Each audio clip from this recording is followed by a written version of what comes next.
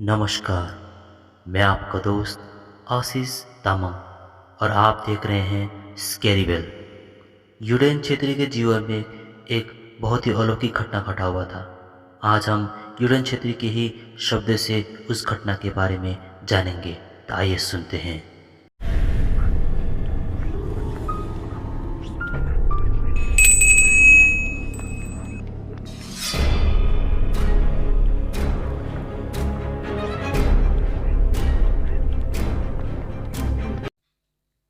नमस्ते, मेरा नाम यूरेन छेत्री। मैं झापा से। मैं स्कैरीवेल को काफ़ी दिनों से फॉलो कर रहा हूँ और कईयों को स्कैरीवेल में अपना कहानी को शेयर करता देख मैंने भी अपना कहानी को शेयर करने से मैं अपने आप को रोक नहीं सका।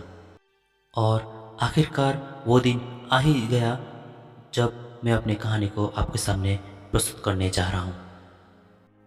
मैं आज जो कहानी के बारे में जिक्र करने जा रहा हूँ वो आज से कम 21 या 22 साल पहले का कहानी है। तब हमारा घर काफ़ी कच्चा घर हुआ करता था। इस कहानी की शुरुआत तब हुआ जब एक रात मैं अकेले घर में पढ़ाई कर रहा था। दरअसल मेरे घर में मेरे पिताजी, मेरी माँ, मेरी बड़ी दीदी, उसके बाद मैं और मेरे से छोटी एक बहन रहती थी। हम 5 सदस्य थे घर में, लेकिन सभी के सभी कहीं पर गए हुए थे। घर में कोई नहीं था, सिर्फ मैं था और मेरी ही देख रेख करने के लिए काकी घर में आई हुई थी। इसलिए काकी और मैं सिर्फ घर में थे। मैं उस वक्त पढ़ाई कर रहा था और मेरी काकी कुछ दुकान के लिए बाहर गए हुए थे। पढ़ाई करते करते मुझे काफ़ी नींद सा आ रहा था। घड़ी घड़ी पलक मेरा झपकता, फिर उठता, फिर पढ़ाई करने लगता, फिर देखते देखते फिर मैं सोने लगता, फिर उठ खड़ा होता, फिर पढ़ता। कुछ ऐसा ही चल रहा था मेरे साथ कि अचानक एक बहुत ही प्रत्यक्ष रूप से मेरे घर के बाहर किसी के रोने का आवाज़ आया।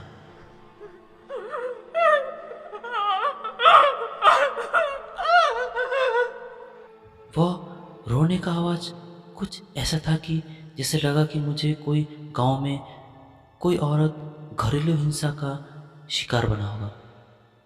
इसलिए मैं जल्दी से बाहर आ गया। पर जब मैं बाहर आया तो वहाँ पर एकदम जो परिवेश था वो सामान्य सा था। मैं घर के पीछे भी गया, तभी मेरी काकी आ रही थी और मुझे डांटने लगी कि तू पढ़ाई नहीं करके तू बाहर क्यों घूम रहा है।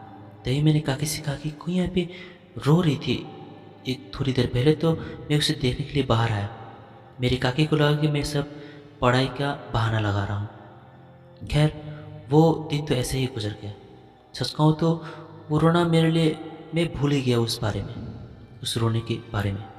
लेकिन कुछ दिनों बाद मुझे मालूम पड़ा कि मेरे सिवाय ये जो रोने का आवाज़ है ये मेरे घर के सभी सदस्यों ने सुना है।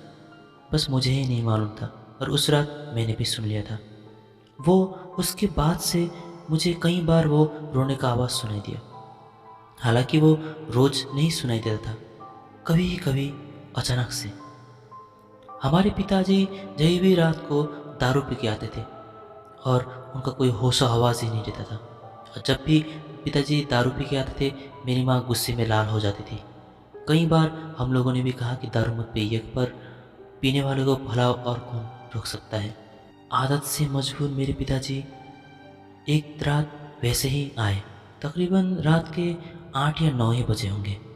उस वक्त का 8 और 9 आज के 12 या 1 के बराबर है। उस वक्त जब 8 या 9 ही बजे होंगे तब पिताजी घर में आए। उनकी आवाज़ से ही मालूम पड़ रहा था हमें कि वो आज भी बहुत पी के आए हैं। और वो दरवाजे के अंदर आके दरवाजे के कोने में वहीं पर बैठ गए, क्योंकि वो अपने शरीर को संभाल नहीं पा रहे थे। पता नहीं वो कैसे आ जाते थे। जैसे ही घर में आते वो अपना बैलेंस को संभाल नहीं पाते, पर घर तक वो ठीक ही आ जाते थे।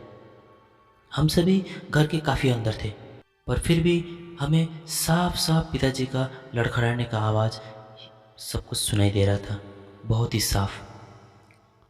आवाज़ से ये मालूम पड़ रहा था कि वो दरवाजे के अंदर तो घुसे ज़रूर, पर दरवाजे के कोने में ही वो गिर गए हैं, यानी कि वो बैठ गए हैं और कुछ ही मन ही मन में वो बड़बड़ा रहे हैं। माँ ने भी सुना। माँ तो बस गुस्से से लाल होने लगी, पर मैं भी अपने काम कर रहा था और दीदी भी। इसलिए हम लोगों के लिए वो एक सामान्य बात हो चुका था, क्योंकि पिताजी का वो रोज़ का था। पर उस रात कुछ अलग सा हुआ। हालांकि मैंने थोड़ी देर पहले जिस औरत के रोने का आवाज़ के बारे में जिक्र किया, उस रात वो औरत फिर से रोई, पर इस बार उनका रोना कुछ ज़्यादा ही खतरनाक था। उनका वो रोना सुनकर तो हम सभी चौंक गए, क्योंकि उनके रोने का जो आवाज़ था हमने कई बार सुने थे, पर आज की रात जो था वो कुछ अलग ही था। उस रोने को सुनकर हम लोग ही डर गए थे, और साथ ही साथ पिताजी का जो नशा था वो भी कट चुका था। पिताजी जल्दी जल्दी अपने आप को संभालते हुए, अपने लड़खड़ाते हुए शरीर को संभालते हुए वो खड़े हो गए और जल्दी से खुकुरी लेकर बाहर चले गए, और कहते हुए हमने सुना कि पिताजी को कि आज ये कौन है, आज मैं देख के ही छोड़ूंगा। आखिर ये कौन है जो हमारे घर में हमेशा आकर रोता है। पिताजी जब खुकुरी लेकर बाहर गए, जैसे ही उन्होंने अपने चौखट को पार किया, देखा कि उनके सामने बहुत ही काला सा, बहुत ही बड़े मान का शरीर का कोई एक परछाई खड़ा था, और पिताजी के मुंह के सामने ही इतना खतरनाक प्रकार से वो औरत का रोने का आवाज आया।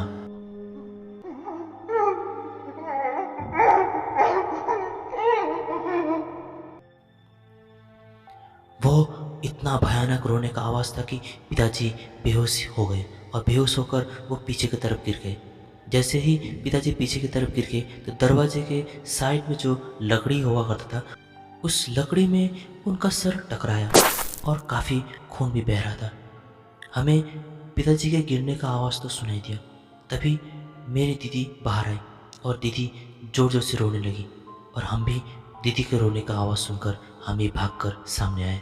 और सिर्फ हम ही नहीं, गांव के आसपास के कई लोग आ गए थे और इकट्ठा हो गए थे। मेरे पिताजी को एकदम सिर से उठाकर एकदम एक खटिया में जाके रख दिया और खून को साफ करने लगे। हमारे उस जो प्रक्रिया चल रहा था, उसी प्रक्रिया के दौरान हमें ये मालूम पड़ चुका था कि वो जो रोने का आवाज़ था वो सिर्फ हमारे फैमिली तक ही नहीं, बल्कि हमारे घर के आसपास के एक दो इंसानों को भी सुनाई दिया था। और उन्हीं में से एक इंसान का सुझाव ये था कि वहाँ पे हमारे ही गांव में तब एकमात्र एक ऐसा झाकरी था जो थोड़ा ये मंत्र वगैरह जानता था। तो उन्होंने हमें सुझाव दिया कि उस साधु के पास हमें ले जाए। उसी के कल का दिन हम सपरिवार हम सभी चले गए, और साथ में हमारे गांव के कुछ चाचा, कुछ बुजुर्ग इंसान भी हमारे साथ ही गए थे। तभी जब झाकरी ने जब झाड़ फूँक किया मेरे पिताजी को, तब जो मालूम हुआ, उसके बाद तो वो सुनकर झाकरी का आवाज़ जो सुना मैंने, जो शब्द सुने, उससे तो मेरे रोंगटे खड़े हो गए। झाकरी ने कहा कि वो जो औरत रो रही थी वो और कोई नहीं बल्कि मेरे ही दादी थी, मतलब कि मेरे पिताजी की माँ,